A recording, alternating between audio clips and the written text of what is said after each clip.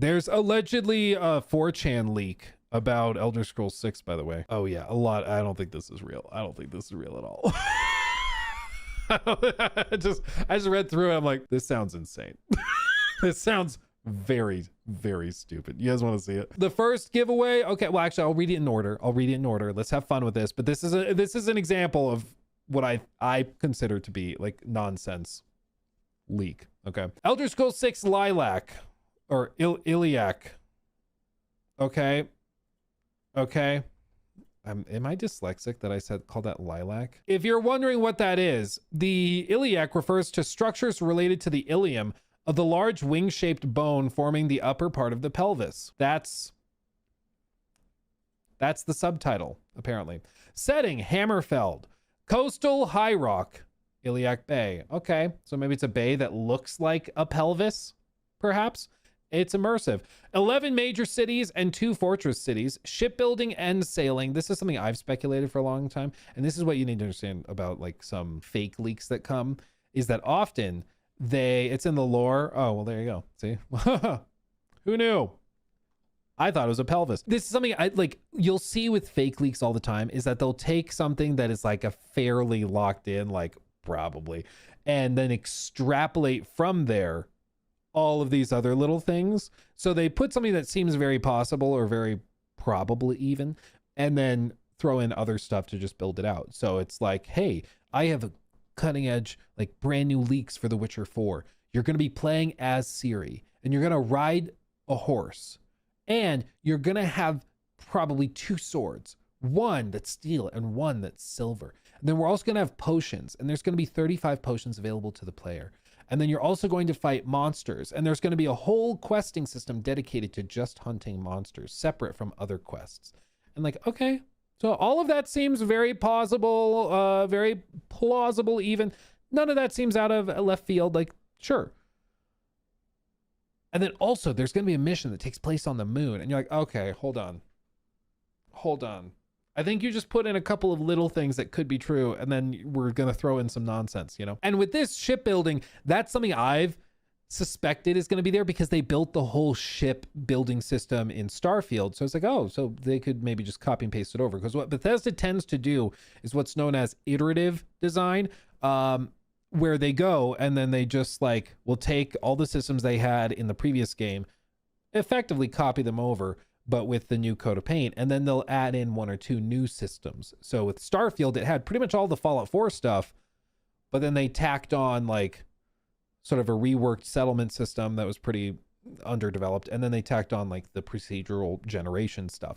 And with Elder Scrolls 6, I think they're going to copy over all of the same stuff, and then they're going to tack on some new things. So I think that it's why I've said I fully suspect that they're going to have procedurally generated like dungeons and stuff. I think that they're probably going to do that. Let's see, shipbuilding and sailing. I do think sailing would be good. Vehicles, though, in BGS games don't tend to agree. The one exception being horses. They've been able to do that, but I don't know if sailing would be on the same level. Settlement building, I think that's 1,000% going to be present. It's been rumored for a long time that they're going to do like a castle building system. Procedural generation for Iliac Bay, factions, Thieves Guild, Dark Brotherhood, Fighters Guild, Mages Guild, Imperial Cult, Temple of the Three, not joinable. Okay, Crowns and Forebears are mutually exclusive factions. Internal codename is White Beach. Some details align with older leaks, ship and sailing. Okay, not included, sword singing for the player. Sword singing.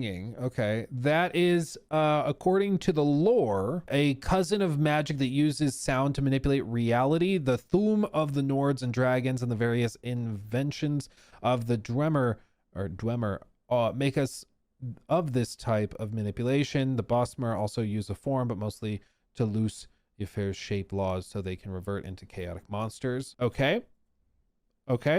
Dremor Return, Orsinium, generic Starfield NPCs not included. Story revolves around Nocturnal, Periite, and an Akaviri artifact. Crowns, Forebears oppose the Thalmor, blah, blah, blah. World rulers, towns change based on faction choice.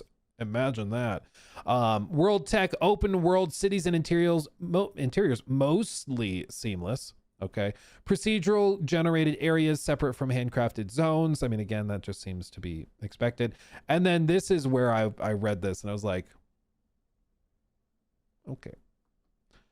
Release marketing, very sketchy. Marketing allegedly starts January of 2026.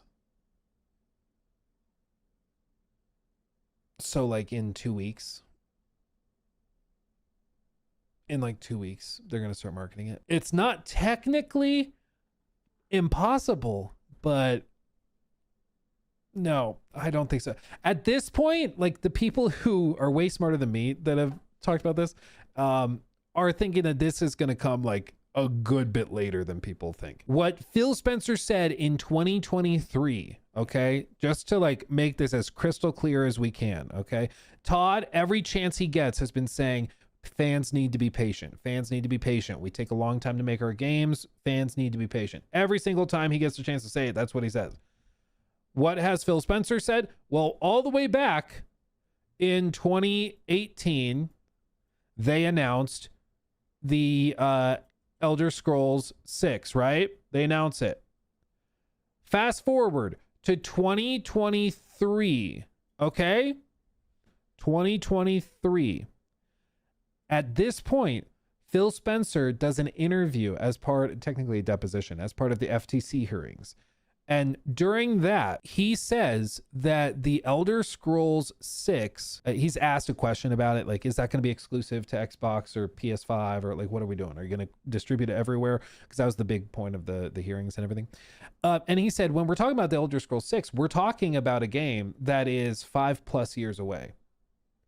And he said that in 2023, which would suggest at the time he thought that 2028 was like the soonest that it could show up. He thought that was the soonest because he said 5+, which is a lot later than 2026. Okay. And other people are suggesting, and I think fairly, that BGS tends to like delay. They don't tend to like put things out that efficiently. And so it's very possible that this slips into like the 2029 period before it actually comes out. Okay. So, and I think that's a realistic timeline, frankly. 2027 would be ambitious, very ambitious, because that's only 4 years after Starfield. And apparently most of the team was still working on Starfield stuff going into 2024. And so I would not expect that. Okay. I just would not expect it. 2027. If, let's put it this way, if it launches in 2027 or you know, whatever, 2026, it would not be, well, Todd's already said it's not coming next year. So if it launches in 2027, I don't think it would be anywhere close to the kind of game you are hoping it would be. So this leak, quote unquote leak, claims that marketing would allegedly start in January. So literally like 2 weeks from now. Full reveal at the Summer Games Showcase in 2026. So probably the Xbox Showcase, with a release targeting Q1 of 2027. Not even late 2027, Q1. I just don't see this happening, fam. I don't see this happening, fam. I think that this, to me, looks very, very much like an Elder Scrolls fan that is trying to will something into existence, okay? None of these reveals or pieces of information are particularly interesting or novel. And that's the thing about predictions, is it has to be novel and testable by everybody.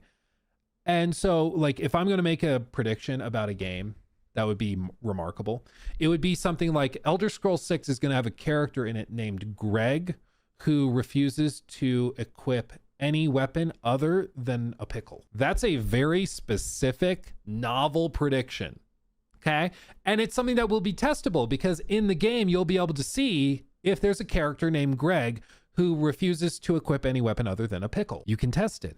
But when you're coming out and you're like, yeah, so my prediction is that it'll be a game that's open world and that has like cities and that has the same systems the previous games have had. And I think, you know, it's going to have factions.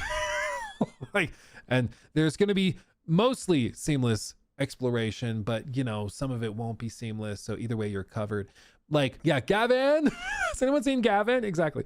Like, I think that there is nothing in here that I would find particularly testable, other than maybe if it's revealed that the code name was actually White Beach. Like if Jason Schreier came out and said, oh yeah, no, the code name has been White Beach, and that I don't think that's been revealed yet. So that would be very interesting, because that would be like, okay, so they had that information that's correct, which makes me think that a lot of this other stuff could be locked in. But even still, it doesn't change the fact that a lot of these pieces of information are not particularly interesting. Settlement building, shipbuilding, and sailing. Like sailing, I guess, would be one important note that would be interesting. But yeah, I wouldn't put too much weight into this, especially after reading this, because this would represent, again, like a timeline that is crazy fast. The whole studio was working on Starfield. As of late 2023. So to start marketing it in January means that they effectively did like 2 years of development on it and then locked it in, which if it was CDPR, I could maybe see that. But we're talking about Bethesda.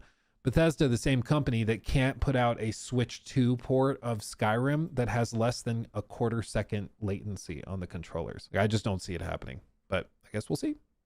But either way, there you go. I wonder though, because whenever I see a list like this that's generated that has like the emojis in front of it, it makes me wonder if it is like AI generated. So can I do this? Write me a bullet pointed list of leaks for the Elder Scrolls 6. Make them believable. Put some wild stuff in there too. Let's see if it'll do it. It might have like an ethical objection. Expect a more immersive and realistic weather system where snow, rain, and wind can have real gameplay consequences like slowed movement or reduced visibility. Oh, and then it makes me agree to the terms of service because it's worried that it's worried I'm generating misinformation. Try using Grok too. Okay, what does Grok say? Format it in an easy to read list for posting on X. Get some brownie points. Okay. Let's create fake leaks. Grok's like, yeah, let's make some stuff up. Let's do it. Let's see what it does. Okay. It's looking for social media. See what I mean about the emojis? I asked it to make an easy to read thing for posting on X, and it does the exact same thing. Like literally the same emote, dude. What does it say? Hammerfell and Iliac Bay, Coastal High Rock, 11 major cities, 2 fortress cities, endless deserts. It's probably pulling from this tweet, realistically. If it's not, that's freaking hilarious that it would say the exact same thing. But still, shipbuilding and naval combat. Raid Thalmor fleets. Settlement building, build your Redguard fortress or pirate lair, Fallout 4 style, but with sieges. Ooh. Procedural generation for outer islands, explore lost Yokudan ruins that change every playthrough. Factions, Return, Thieves Guild, Dark Brotherhood, Fighters, Mage Guilds, Crowns and Forebears, Civil War, pick one and watch the world burn. Story, Nocturnal. Yeah, I think that it's pulling from that tweet, but like, yeah, Creation Engine 2 with Unreal Tech. So it's actually making stuff off. Yeah, marketing kicks off here and it pulls the same information from this tweet about the timelines.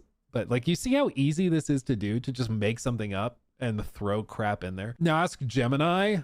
Okay. 11 to 13 major cities, each reportedly 4 to 6 times the size of Whiterun. Naval gameplay, massive focus on shipbuilding and sailing. Dude, it's like the same exact stuff. Engine running, Creation Engine 2 with Unreal-inspired global illumination similar to Lumen. Consensus among insiders, Jazz and Ecstasis points to late 2026 or 2027, specifically eyeing the 15th anniversary of Skyrim for a major reveal. Yeah. Todd joked about the engine's power by claiming the game has over 110,000 hand-placed trees, doubling Skyrim's count. The trees! No, the trees! So there you go. See how easy it is? Now people are going to clip this. Luke confirms all of this information. All of this. The AI has seen it. The AI has foreseen it. It's locked in. Oh, man. Yeah, maybe they surprise us and launch it next fall. And Todd was lying about it not. And it's like a 15th anniversary celebration. That would be insane. I don't think it's happening because, again, this is a company that can't get latency under a quarter of a second on the Switch 2. I mean, look how ridiculous this is. It's insane. Like, they made it a little better too with the update. There you go. Synth Potato. Why are Bethesda genuinely so bad at this? Sorry, it's just funny. But anyway, all of this to say, I think this leak is nonsense. But I do think that it makes sense if they were going to do a reveal to do it on the 15th anniversary. That would be cool. That would be a fun little way to show some love to old school fans. Like that would be cool. I don't know if the game's going to be ready to show off by that point then. Because again, Todd has said many, many times his preference in the last like 5-6 years has been show it, release it very soon after. Like, don't do the long protracted marketing cycle. I think they really regret showcasing everything back in 2018, but what's done is done. So there you go. He took my thing. Red flag.